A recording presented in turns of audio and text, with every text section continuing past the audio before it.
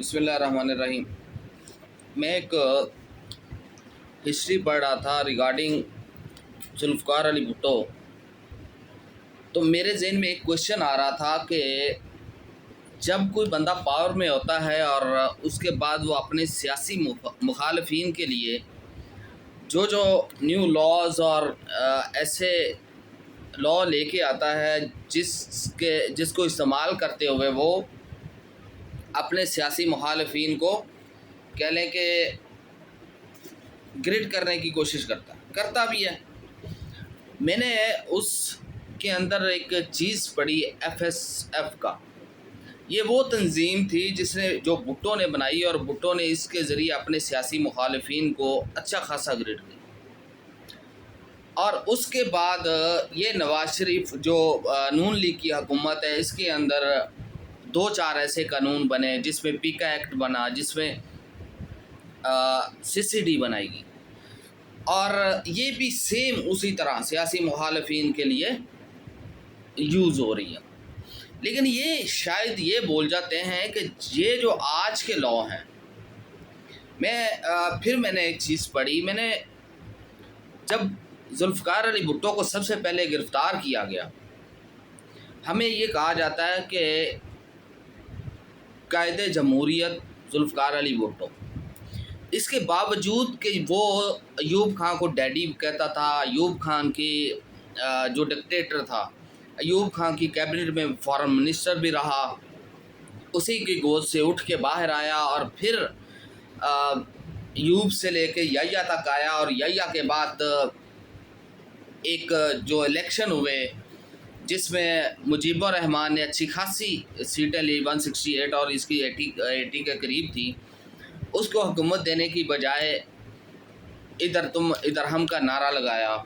जब उसे गिरफ़्तार किया गया तो उनकी बेगम ने, नुसरत भुट्टो साहिबा ने सिंध हाई कोर्ट के अंदर 199 की पटिशन फ़ाइल की, और उस पटिशन के अंदर ज़िया-उल हक़ को पार्टी बना दिया। तो जजेस ने क्या कहा? जजेस ने कहा कि जनाब अली, आप ज़रा 199 3 और 5 पढ़े ना ज़रा, वो क्या कहता है। ये भुट्टो साहब का बनाया हुआ है, हमारा नहीं है, हमने नहीं बनाया, हम तो लॉ के पाबंद हैं। हमने तो वो करना है कि वो जो आइन कहता है, और आइन के अंदर भुट्टो साहब ने खुद रखा हुआ है 199(3) के अंदर कि जहाँ पे मिलिट्री का इशू होगा, बंदा मिलिट्री कस्टडी में होगा, वहाँ 199 की पटिशन फाइल नहीं होगी, उसे ट्रैक्शन नहीं हो सकती। उन्होंने कहा जी आप 199(3) पढ़ लें, 5 पढ़ लें, अगर तो उसको किसी तरह अगर ओवररूल कर दिया गया है, स्टक डाउन कर दिया गया है, तो हम आपको रिलीफ देते हैं। तो वो ये कह के खारिज कर दी गई, और इसी को लेके फिर आगे उसका मिलिट्री ट्रायल होके और सो फांसी पे चला गया। खुद भुट्टो का बनाया हुआ कानून उसके गले में फंदा बना, ठीक है। और वो भी आइन इनका बनाया हुआ, जो चैम्पियंस बनते हैं जमहूरियत।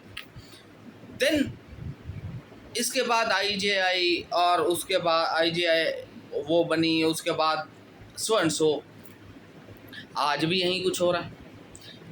CCD हो, पीका एक्ट हो, आप ये देख लें कि जो एक हमारे यहाँ कॉन्स्टिट्यूशन के अंदर एक राइट है, राइट टू स्पीच और right to express opinion on so and so, आज देख लें कि वो किसके पास है।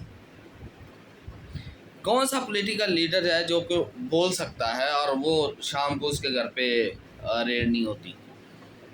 तो ये जो आज लॉ बनते हैं दूसरी मुखालिफ पार्टी को दबाने के लिए, दूसरी पार्टी को मुखालफिन को ग्रिड करने के लिए अगर वो बनते हैं, तो ये कल को जैसे हाई कोर्ट ने 199(3) का हवाला दे के फारिग कर दी है रिट पिटीशन को, कल को यही इन पे अप्लाई होने हैं जिन्होंने आज बना के वो अट्रॉसिटीज़ शुरू की होगी। मैंने एक फ़िक्रा पढ़ा था, हेक्टर रजीम एट्रॉसिटीज़, मतलब बदमाश हुकूमत की बदमाशियाँ। तो ये जब कल को इन्हीं के ऊपर, मैं आई एम क्वाइट श्योर मैंने तारीख़ पढ़ी और मेरा फेवरेट सब्जेक्ट रहा है शुरू से। मैंने हिस्ट्री को पढ़ा और मेरा फेवरेट तरीन सब्जेक्ट, मैं पढ़ता रहता हूँ इसे।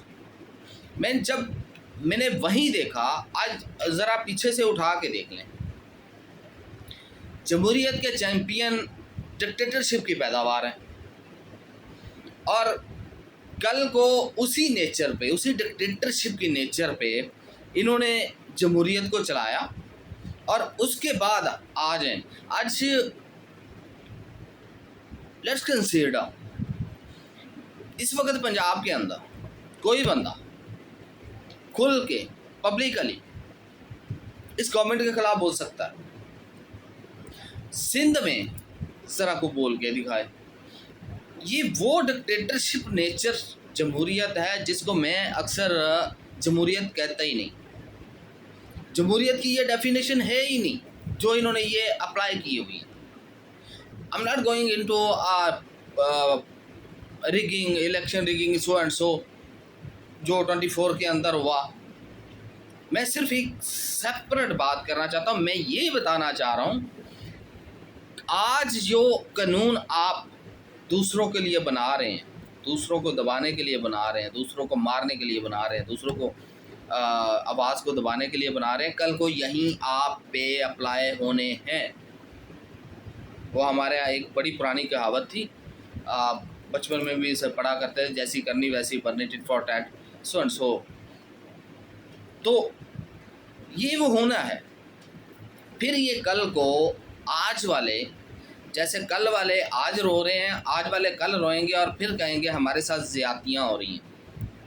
ये अपनी हुकूमत में होते हुए जो करते हैं वो बाद में उन्हीं के लॉ उन्हीं पे अप्लाई होते हैं, तो फिर ये चीखते हैं। तो ये एडवर्स इफेक्ट है ना, ये होना ही है। प्रोपोर्शनेट एडवर्स इफेक्ट कह लें, ये आप पे आना है तो फिर उसे बर्दाश्त भी करना पड़ेगा। तो इससे बेहतर ये होता है कि जब आप गवर्नमेंट में हों, जब आप पार में हों, जब आपके पास इख्तियार हो, तो उस इख्तियार को पब्लिक के इंटरेस्ट के लिए और पब्लिक के वेलफेयर के लिए यूज़ किया जाए, ना कि सियासी मुखालफिन को ग्रेड करने के लिए और उन्हें दबाने के लिए किया जाए। तो उसका इफ़ेक्ट क्या होगा? आज अगर आपने फेयरनेस के ज़रिए आपने चीज़ें की हैं, आपने पब्लिक के लिए किया, आप अपार्ट फ्रॉम दैट्स कैसे आप आए हैं, अगर आपने वो पब्लिक के लिए किया होता, अगर कोई मुखालफिन को ग्रिड करने के लिए ना किया होता और ना किया होता, तो ये कल को आप पे भी नहीं आना था, लेकिन ये आएगा, ये आना है। मैंने आपको भुट्टो साहब की एग्जांपल दे दी हुई है, ठीक है। उन्हीं का बनाया कॉन्स्टिट्यूशन ऑफ पाकिस्तान उनके गले का फंदा बन गया। उनकी रिट पिटीशन तक नहीं एक्सेप्ट हो सकी है BS के खिलाफ, letter action, so and so. तो ये आज आपको सोचना है, आज आपको सोचना है ताकि कल आपके साथ ऐसा ना हो। बाकी अल्लाह सबका हामी और नासर हो। देखेंगे इंशाल्लाह, अगर ज़िंदगी रही तो ये चलता रहेगा। फिर किसी और टॉपिक पे बात